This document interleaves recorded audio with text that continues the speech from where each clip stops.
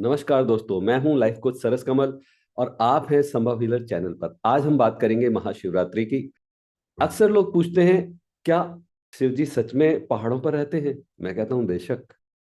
लेकिन हाँ, वो पहाड़ आपके भीतर है जिसे हम चेतना का शिखर बोल सकते हैं। वैसे देखा जाए तो महादेव दुनिया के सबसे पहले और सबसे बड़े हीलर हैं।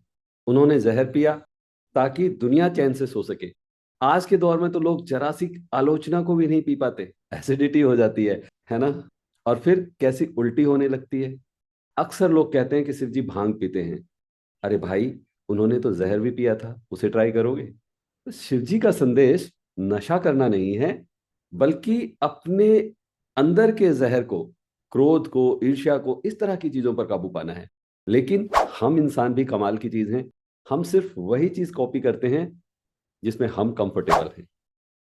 शिव का अर्थ है कल्याण, और शिवरात्रि वो रात है जब ब्रह्मांड की ऊर्जा हमें सहारा देती है कि हम अपने भीतर के अंधेरे को प्रकाश में बदल सकें।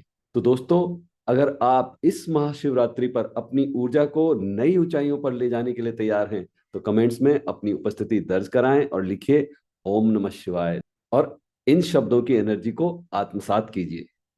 शिव जी के हाथ में डमरू है। डमरू का आकार देखा है आपने? वो बिल्कुल इन्फिनिटी की तरह है। ये यूनिवर्स की अनंत फ्रीक्वेंसी का प्रतीक है। लॉ ऑफ अट्रैक्शन भी यही कहता है कि जैसे आप वाइब्रेट करेंगे, वैसा ही आप अट्रैक्ट करेंगे।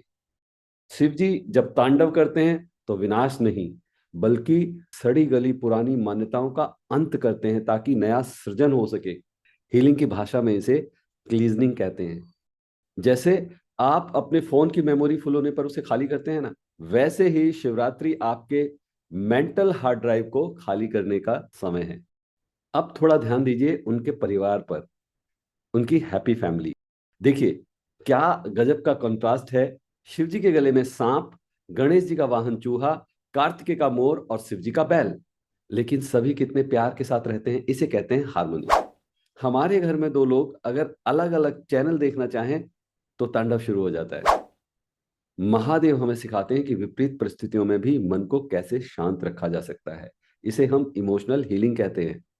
वैसे पता है शिव जी को भोलेनाथ क्यों कहा जाता है? बताइए बताइए, अंदाजा लगाइए। जी हाँ, सही जवाब।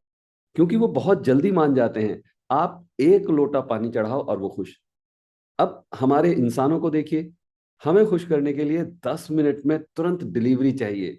इंस्टेंट ग्रेटिफिकेशन की ऐसी आदत पड़ी है। एक बार एफर्मेशन पढ़ी और वो फरियाद पूरी नहीं हुई तो हम महादेव से भी नाराज हो जाते हैं। हमें आईफोन चाहिए, नेटफ्लिक्स सब्सक्रिप्शन चाहिए, वाईफाई चाहिए फुल स्पीड पर। अरे साहब, कुछ महादेव से सीखिए। और हाँ, इस वीडियो को देखते देखते आपके चेहरे पर कुछ मुस्कुराहट आ गई है तो जरा इस लाइक बटन को भी आशीर्वाद दे दीजिए। और शेयर करना तो बड़ा पुण्य का काम है, और आप बहुत बड़ी पुण्य आत्मा है ना। अब देखिए, महाशिवरात्रि पर जागरण का भी खास महत्व होता है। जागने का मतलब सिर्फ आंखों को खुला रखना नहीं, बल्कि अवेयरनेस में आना है। शिव शून्य भी हैं और अनंत भी हैं। जब आप ध्यान मेडिटेशन में बैठते हैं तो आप उसी शून्य से जुड़ते हैं।